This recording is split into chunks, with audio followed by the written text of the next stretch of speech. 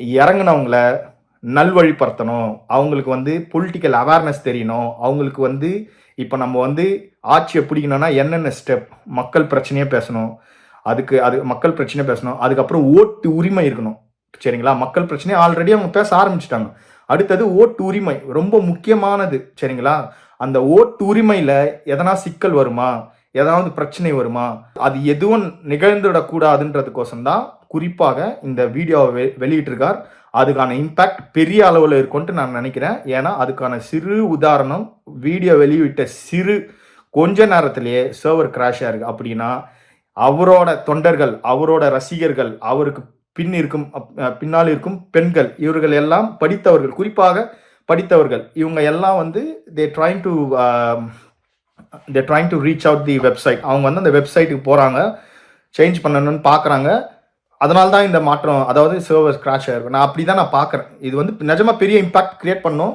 அதாவது விஜய்ன்ற ஒரு ஃபோர்ஸ் நான் எப்படி பார்க்குறேன்னா, இந்த எஸ்ஐஆர், நான் வந்து இந்த எஸ்ஐஆரை பேஸ் பண்ணி என்ன சொல்றேன்னா, அவர் ஒரு ஸ்டெப் எடுக்கும் போதும் அதுக்கான இம்பாக்ட் பெருசா இருக்கு. இப்போ வாக்குகளா வந்து உயருமா? ஏன்னா எப்பயுமே வந்து 74% அதுக்கு பிறகு 71, 70 அப்படிங்கிறதுலே இருக்கு.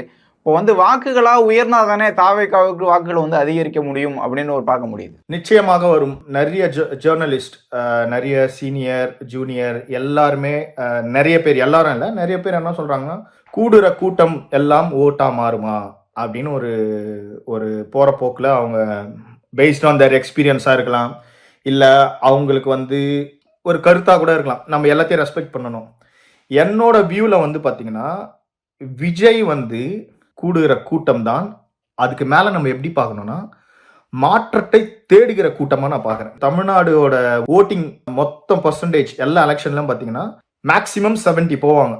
சரிங்களா? மொத்தமா தமிழ்நாடு ஃபுல்லா 70% போலாவும் 100ல 70 பேர் போடுறாங்க. 30 பேர் டிஃப்ரெண்ட் ரீசன்ஸ் இருக்கலாம். வெளிநாட்டில் இருக்கலாம், வெளி மாநிலத்தில் இருக்கலாம், இல்லை வந்து எலெக்ஷனை புறக்கணிச்சிருக்கலாம், இல்லை சில பேருக்கு உடல்நிலை பாதிக்கப்பட்டிருக்கலாம். பல காரணம் இருக்கும். நம்ம 19 இந்த 30% பாய்காட் பண்ணிட்டாங்கன்னு சொல்ல முடியாது. சரிங்களா? ஆனா அந்த 30%ல ஒரு சாலிடா ஒரு 15% வந்து பாத்தீங்கன்னா இன்ட்ரெஸ்ட் இல்லாத கேட்டகரியா தான் நம்ம பார்க்கணும். சில பேருக்கு வந்து பாத்தீங்கன்னா என்ன நடக்க போகுது, நான் ஓட்டு போட்டு என்ன நடக்க போகுது, இப்படியே தான் இருக்க போகுது, மாற்றம் வரப்போகுது. சில பேருக்கு வந்து பாத்தீங்கன்னா they don't have இப்போ தமிழ்நாடு பாலிடிக்ஸ் வந்து லீடர் பேஸ் தான். நீங்க அண்ணா, காமராஜர், எம்ஜிஆர் ஏன்னா மாஸ். சரிங்களா? அப்புறம் கலைஞர் வந்தாரு. அதுக்கப்புறம் நம்ம கண்ணால பார்த்த ஜெயலலிதா அம்மா.